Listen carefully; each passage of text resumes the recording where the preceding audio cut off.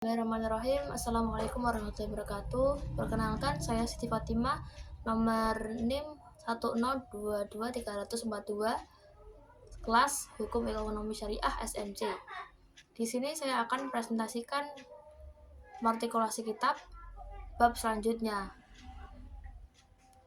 Langsung saja, Bismillahirrahmanirrahim. Faslun wal masruku minas sholati salah satu asya'a fardun wa sunnatun wa hayatun. Wal fardu la yanubu anhu sujudus sahwi bal in dzakarahu wa zamanu qaribun ata bihi wa bana alaihi wa sajada lisahwi wa sunnatu la yaudu ilaiha ba'da talabasu bil fardi lakinnahu yasjudu lisahwi anha wa hayatu la yaudu ilaiha ba'da tarkiha wa la yasjudu lisahwi anha. Di sini ada faslun wal masruku minas sholati salah satu asya'a. Faslun perkara, wal masruku yang tertinggal minas sholati di dalam sholat itu salah satu asya'a, ada 3 perkara.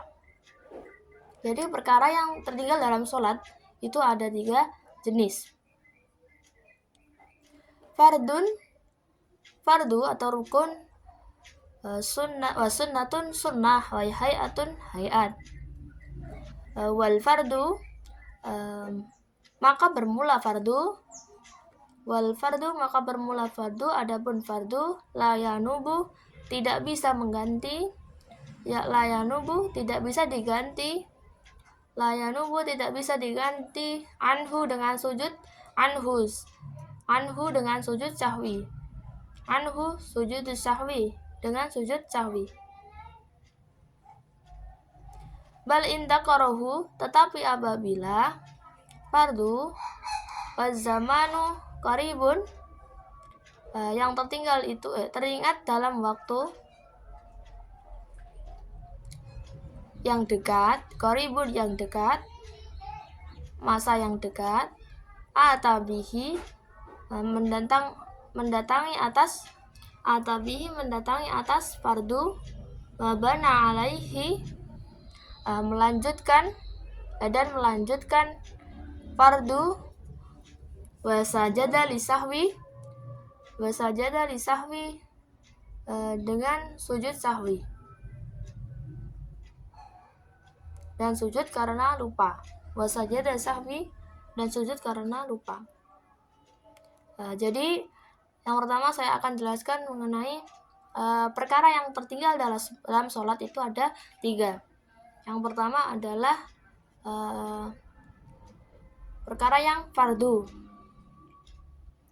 Adapun fardu apabila tertinggal maka tidak bisa diganti dengan sujud sahwi. Jadi perkara yang fardu itu tidak bisa diganti dengan sujud sahwi, tetapi apabila fardu yang tertinggal itu teringat dalam waktu yang dekat, maka fardu tersebut dilakukan kembali.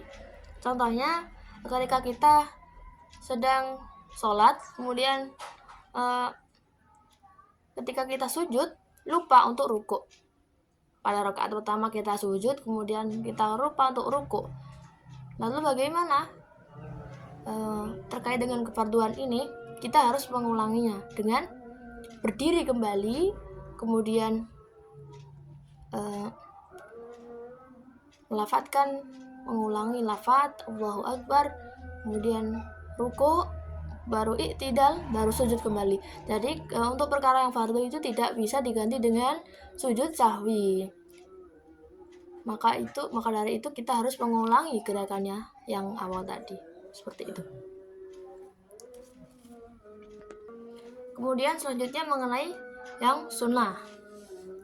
Yang wasunnatu la ya'udu ilaiha ba'da talabasu bil fardi likannahu yasjudu lisahwi anha. Jadi adapun sunnah bila tertinggal, sunnah itu tidak usah diulang apabila telah melaksanakan hal yang fardu, tetapi hendaknya melakukan sujud sahwi. Contoh dari kesunahan ini, apabila kita lupa untuk tahiyat awal, kemudian kita harus bagaimana? Apakah kita mengulanginya atau bagaimana? Nah, itu kita di saat sebelum salam itu cukup dengan melakukan sujud syahwi. Maka itu tidak usah diulang ya apabila telah melaksanakan hal yang fardu, tetapi hendaknya melakukan sujud syahwi sebelum salam, seperti itu. Kemudian yang terakhir itu mengenai kehayatan. Hayat daripada perkara yang tertinggal dalam sholat. Hayat. Adapun hayat maka tidak usah diulang apabila sudah tertinggal. Tidak pula melakukan sujud syahwi apabila ada ragu terhadap jumlah rakaat. Hayatu dan bermula dalam hayat ikulah ya'udu tidak kembali ilaiha kepadanya hayat ba'da tarkiha setelah meninggalkannya hayat wala yasudu dan tidak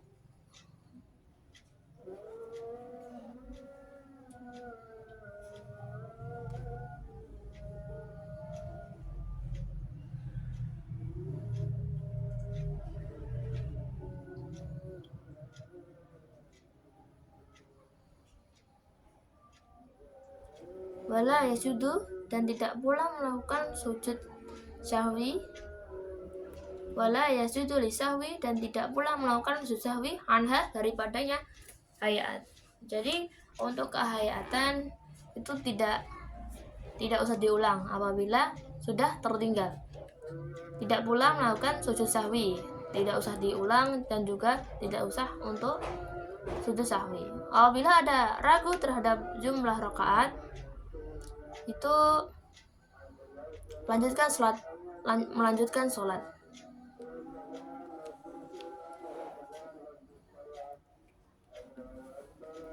Wa idza syakka fi adadi ma ata bihi min ar-raka'ati bani 'alal yaqini wa huwa aqallu wa sajada lisahwi wa sujudus sahwi sunnatu wa mahalluhu qabla salami. Yang artinya wa idza syakka fi adada ma ata bihi wa idza dan apabila ragu fi adada ma pada bilangan rakaat ma ata bihi mendatangi ma min rakaati dari rakaat karena melanjutkan alal yakini di atas yakin wahwa dan dia yakin aqallu itu yang sedikit wa sajada li sahwi dan sujud ia bagi sahwi wa sujud sahwi iku sunnatun sunnah wa mahalluhu qabla salami atau waktunya adalah sebelum salam. Jadi ini dijelaskan mengenai apabila ada ragu terhadap jumlah rakaat yang dilakukan ketika sujud sahwi, maka lanjutkan sholat berdasar pada rakaat yang diyakini, yaitu jumlah rakaat yang paling sedikit. Kemudian melakukan sujud sahwi. Sujud sahwi ini hukumnya adalah sunnah. Tepatnya atau waktunya adalah sebelum salam. Seperti itu. Jadi ketika kita lupa bilangan sholat, itu kita yakin pada bilangan yang lebih sedikit tapi dengan melakukan sujud sahwi pada akhir sebelum salam. Seperti itu. Ketika kita lupa 2 rakaat atau 3 rakaat ya, itu yang kita yakini 2 rakaat, kemudian menyempurnakannya dengan sujud sahwi sebelum salam. Faslun wa khamsatu awqatin la yusalli fiha illa sholatu laha sababu. Faslun fasal wa khamsatu awqatin dan bermula sudah 5 waktu selain 5 waktu iku la yusalli tidak disalahkan selain 5 waktu fiha pada selain 5 waktu illa sholatu kecuali akon sholatun sholat satu laha baginya sababun itu sebab. Jadi pasal ini waktu-waktu yang dilarang untuk melakukan sholat kecuali ada sebab-sebab, dan sebab-sebabnya itu ada 5. Ba'da sholat subuhi hatta taslu'a syamsu. Ba'da sholat subuhi sesudah sholat subuh hatta tatlu'a syamsu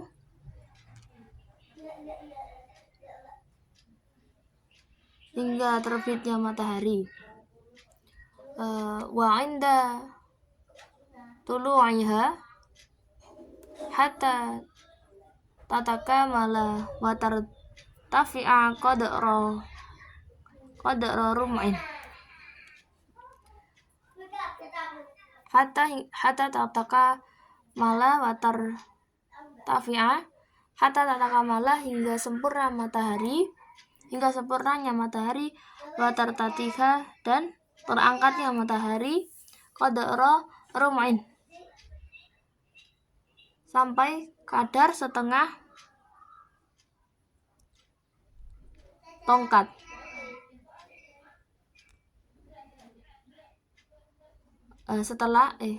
Qadra rum'in kadar 1 galah atau tongkat.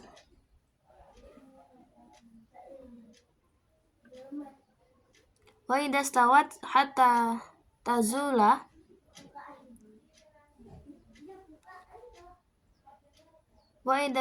dan bermula dari selain 5 tadi hatta tanzula hingga tergelincirnya matahari.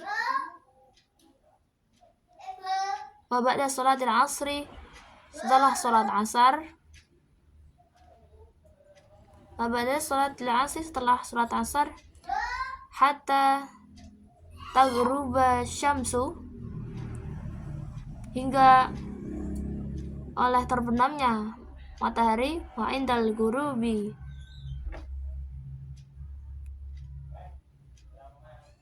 dan tertinggalnya matahari dan tenggelamnya matahari hatta yataka malah ghurubuha sampai sempurnanya matahari.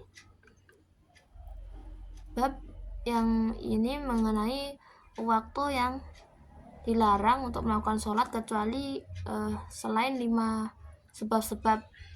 Yang pertama adalah ba'da sholatus subuhi hatta taslu'a syamsa. Jadi setelah sholat subuh sampai terbitnya matahari. Ketika setelah sholat subuh itu dilarang untuk sholat kecuali apabila kita ada sebab-sebab untuk melakukan sholat seperti sholat gerhana atau sholat apapun itu baru boleh. Kalau tidak ada sebab-sebab itu tidak boleh. Ini yang dimaksud dengan sholat sendiri ya, bukan sholat orang lain. Kemudian wa inda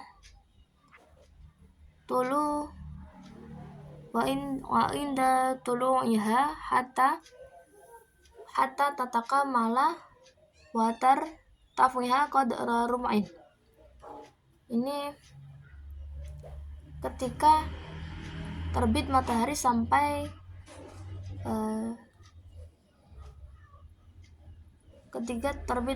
sampai sempurna terbitnya dan naik sekira 1 ombak, 1 galah. Qadra rum'in 1 galah atau 1 tongkat, dan 1 tongkatnya itu jaraknya itu ada 6 hasta ya. Kemudian wa idas tawat hatta tazula wa ba'da sholatil asri hatta taghruba syamsu. Yang ketiga dan keempat, yang ketiga itu ketika matahari tepat di tengah-tengah sampai tergelincir condong ke barat. Jadi tepat di tengah-tengah itu kalau sampai tergelincirnya ke barat itu kan masuk waktu zuhur. Nah, itu kalau di tengah-tengah masih di tengah-tengah itu tidak boleh melakukan sholat. Ya, kemudian contohnya kayak sholat mutlak kayak gitu. Kemudian setelah sholat asar, wabada sholati asri hatta taghruba syamsu. Setelah sholat asar sampai terbenamnya matahari, itu tidak diperbolehkan untuk sholat kecuali ada sebabnya. Contohnya ketika kita sholat mau sholat gerhana atau sholat apapun setelah sholat asar, kalau ada sebabnya itu boleh. Kemudian yang kelima yaitu wa indal ghurubi hatta yatakamala ghurubuha, ketika matahari terbenam sampai sempurna terbenamnya. Itu untuk waktu-waktu yang dilarang untuk melakukan sholat, kecuali sholat tersebut ada sebab-sebabnya, dan sebab-sebabnya ada 5 yang telah saya sebutkan tadi. Faslun wa sholatu jama'ati sunnatun mu'akkadatun wa alal ma'mumi an yantawiyal i'timama dunal imam. Faslun, satu fasal, wa sholatul jama'ati bermula sholat jamaah iku sunnatun sunnah mu'akkadatun dikuatkan, wa alal ma'mumi wa ala dan di atas al ma'mumi ma'mum an yantawiyal i'timamah niat mengikuti imam dunal imama ketika ketiadaan imam, dunal imama ketiadaan imam.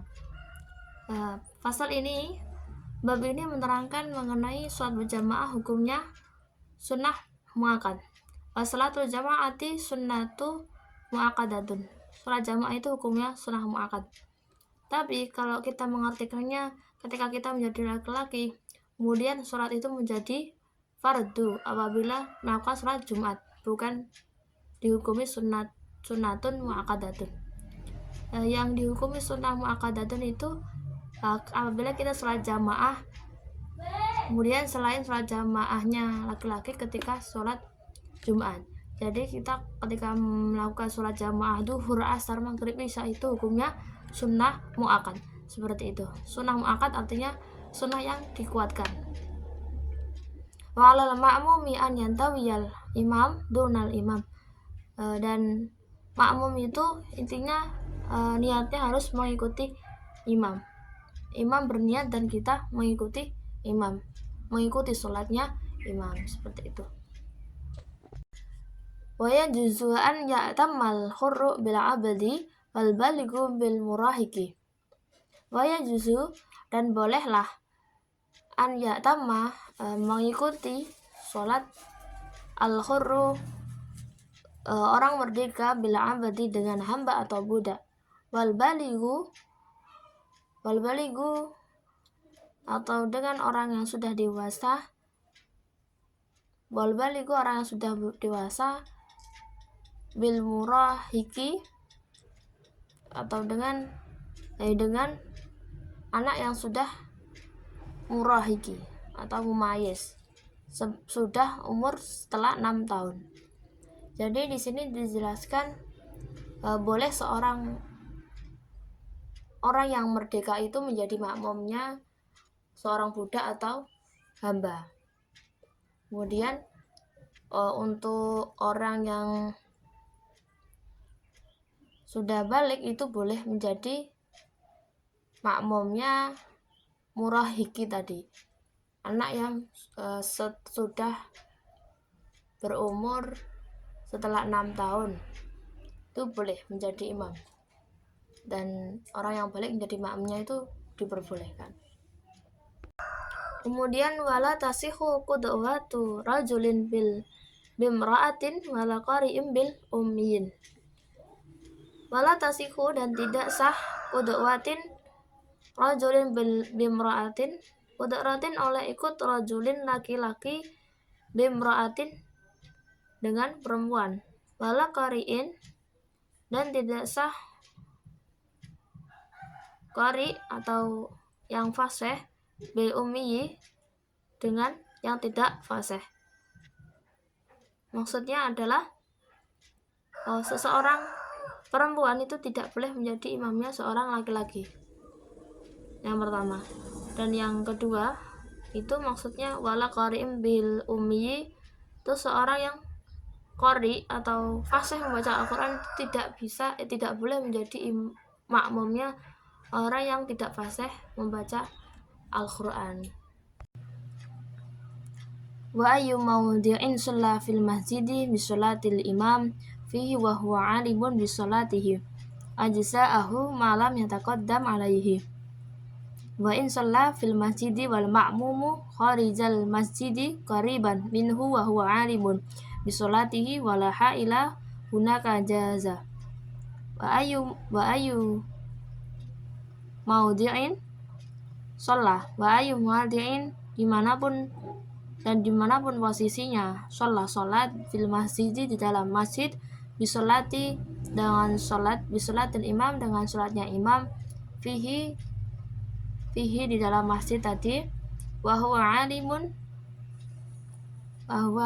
alimun maka dan dia tahu sholatnya imam wa huwa alimun bisolatihi bisolati sholatnya imam ajazahu malam yataqaddam alaihi, maka sholatnya sah selama tidak lebih maju dari imam. Ajza'ahu, sholatnya sah, maka sholatnya sah malam selama tidak yataqaddam alaihi, lebih maju dari imam. Wa in sholat fil masjidi, dan apabila imam itu sholat di dalam masjid wal ma'mumu kharijal masjidi di luar masjid dan makmum berada di dekat imam qariban minhu, dia tahu sholatnya wa huwa alimun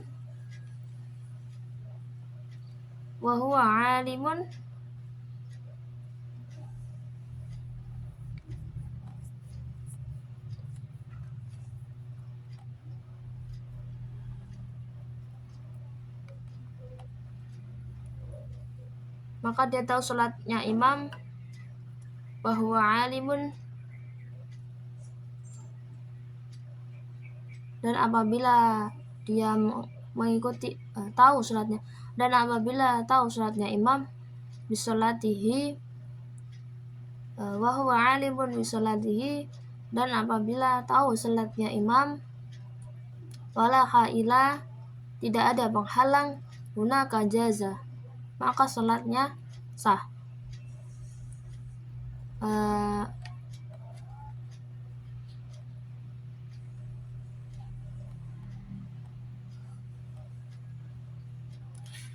Dimanapun posisinya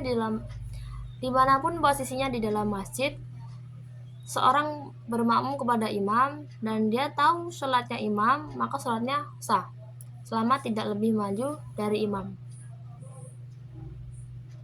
Maka apabila imam sholat di luar masjid dan makmum berada di dekat imam, dia tahu sholatnya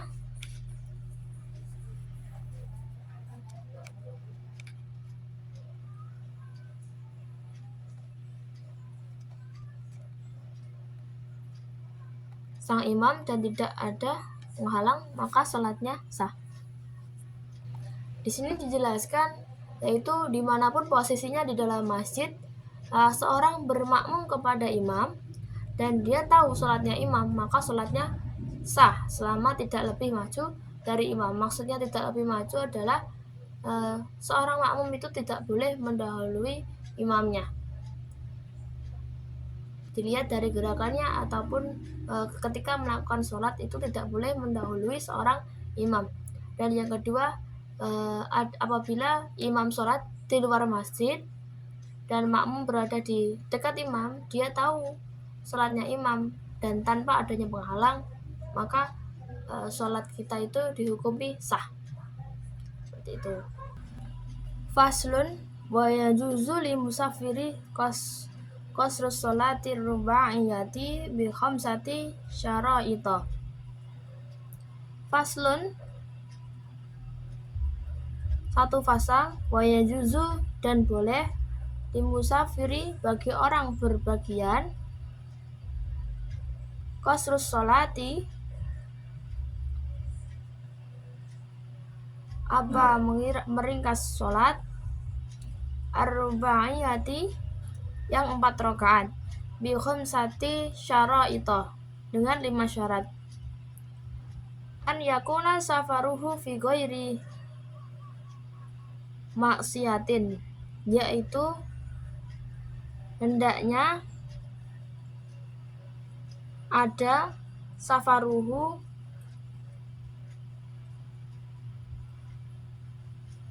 apa perginya musafir fi ghairi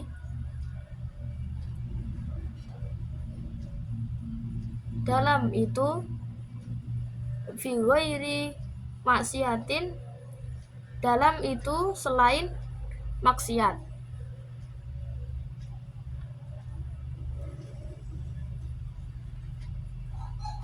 Wa an takuna masafatuhu sittata asyara farsakhon. Wa an takuna dan hendaknya ada masafatuhu apa jaraknya pergi sittata asyara farsakhon itu 16 khos.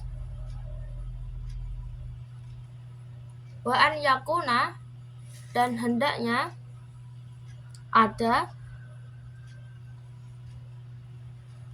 wa an yakuna muaddiyan li sholati ar-ruba'iyatin. Wa an yakuna dan hendaknya ada muaddiyan itu melaksanakan li sholati untuk sholat ar-rubaiyati yang 4 rakaat. Wa an yanwiyal qasra ma'al ihrami. Wa an yanwiyah dan hendaknya niat sapa musafir al qasra untuk meringkas atau mengqasar ma'al ihrami beserta takbiratul ihram. Wa an la ya'tamma dan hendaknya tidak makmum sapa musafir bimukimin dengan orang mukmin. Wa yajuzu dan boleh li musafiri bagi orang yang pergi an yajma'a apa menggantungkan siapa musafir sapa musafir bainad duhri di antara zuhur wal asri dan asar fi waqti dalam waktu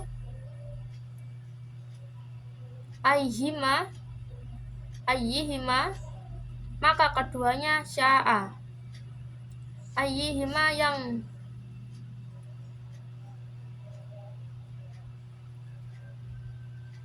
mana keduanya sya'a berkehendak sapa musafir. Wa bainal maghribi dan di antara maghrib wal isya'i dan isya siapa musafir fil waqti di dalam waktu aihima yang mana keduanya sya'an berkehendak siapa musafir. Wa yajuzu dan boleh lil hadiri bagi orang di rumah fil matori dalam keadaan hujan an yajma'a, apa menggabung siapa, hadir tadi bagi orang yang di rumah tadi ya, an yajma'a, apa menggabung siapa, hadir, bainahuma, antara zuhur, asar, maghrib dan isya tadi, antara zuhur, asar, maghrib dan isya, fil waqtil ula, pada waktu pertama, minuhuma, dari zuhur, asar dan maghrib, isya. Di sini dijelaskan yang pertama mengenai faslun wa yajuzu lil musafiri qasrus sholati arba'iyati bi khamsati syara'ita. Jadi syarat seorang musafir atau seorang yang berpergian boleh melaksanakan sholat qasar dengan 5 syarat. An yakuna safaruhu fi ghairi ma'siyatin. Yang pertama adalah safarnya atau berpergiannya itu bukan untuk bermaksiat. Maksudnya bukan niat untuk bermaksiat ketika berpergian itu ya. Jadi kalau niat berpergian terus kita melaksanakan maksiat itu tidak boleh. Kemudian yang kedua adalah wa antakuna masafatuhu sitata asyara farsakhon, yaitu jarak tempuh safarnya atau berpergiannya itu minimal 16 farsah atau sekali jalan. Khos 16 khos itu sekali jalan. Itu ya. Kemudian yang ketiga adalah wa an yakuna muaddiyan lis sholati arba'iyyatin. Salatnya adalah salat yang 4 rakaat. Jadi selain dari salat 4 rakaat itu tidak bisa diqashar. Salat yang 4 rakaat itu ada salat isya, salat asar, kemudian salat duhur. Itu yang bisa diqashar. Kemudian wa an yanwiyal qasra ma'al ihrami. Yang qashar ketika takbiratul ihram. Ya, melaksanakan sholat itu qashar dengan 5 syarat. Yang keempat adalah syaratnya niat qashar ketika takbiratul ihram. Jadi ketika kita niat itu harus dalam keadaan takbiratul ihram. Ya, kemudian yang terakhir adalah wa an la ya'tamma bimuqimin, yaitu tidak bermakmum kepada imam yang bermukim. Ya, ketika orang yang bermukim kita tidak boleh menjadi makmumnya. Kemudian wa yajuzu lil musafiri an yajma'a bainadz dhuhri wal 'asri fil waqti a'imma sya'a. Kemudian selanjutnya adalah wa yajuzu lil musafiri an yajma'a bainadz dhuhri wal 'asri fil waqti a'imma ayyihima sya'a.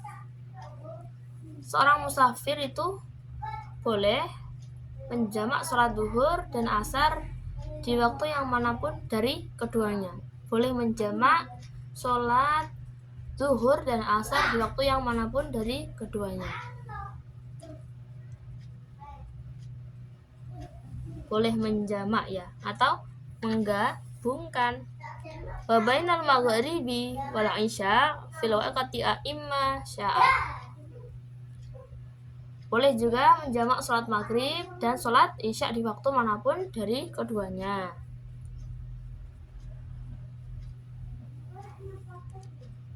Wa yajuzu li hadiri fil matari an yajma'a bainahuma fi waqtil ula minhuma.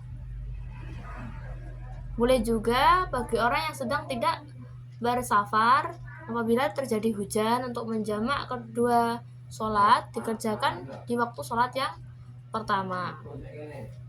Jadi ketika kita berpergian atau di perjalanan kemudian hujan terus kita mau sholat, kita boleh menjamak sholat setelahnya. Contohnya kita sholat duhur, kemudian kita ingin menjamak sholat asar. Karena apa? Karena berpergian jauh dan keadaannya hujan. Itu boleh dilakukan di sholat yang pertama. Yang kedua adalah menjamak. Yang menjamak itu ada dua, yaitu menjamak takhir dan menjamak takdim. Ketika menjamak takhir itu niatnya contohnya adalah usolli fardhu dhuhri raka'ataini krosan majamu'an ilal asri ada lillahi ta'ala.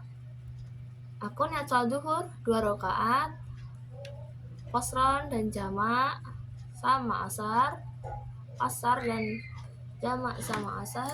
Contoh dari jamak saya akan menyebutkan jamak takdim, yaitu menggabungkan sholat jamak takdim kepada asar, jamak sholat duhur kepada asar. Niatnya adalah usalli fardal duhri arba'a raka'atin jam'an takdiman ma'al asri lillahi ta'ala atau imaman lillahi ta'ala. Jadi sholatnya tinggal 4 rakaat saja, seperti itu.